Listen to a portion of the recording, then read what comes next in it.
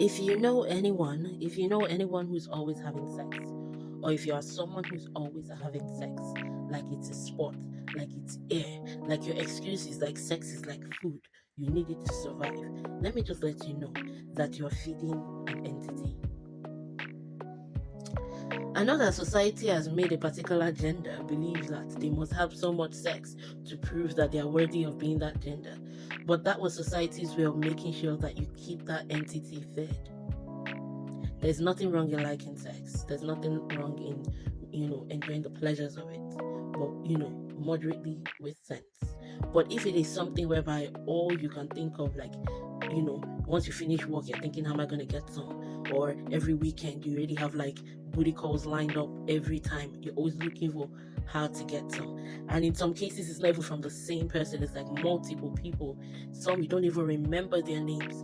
And this is not just men and women. I have seen women who also are feeding this entity.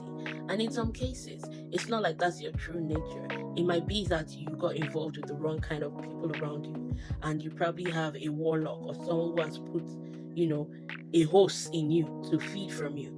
And in a way, you've taken that person's energy, and now you have to be feeding that entity through yourself to help that person out. I know this for a fact. I don't have to give examples, but there are live examples of people who I know are feeding the entity and they cannot stop. They would sleep with just about anything. Anything. It's the same thing with people that, SA people and all of that. I'm not making an excuse, I'm speaking facts. And the truth is, you allow that entity take possession of you. It is not, doing it against your will. You're the one that actually allowed it in, either through your thoughts or through something you consumed, through your emotions, basically. And it's not like you cannot control it. You can, but you choose not to because it's like you're feeding this thing that is insatiable. Like you want to keep giving it more and more, whereas it's taking a lot from you. This is why most people end up with, diseases that can never leave their body, and then they start blaming the world as if no, they didn't make those, choices.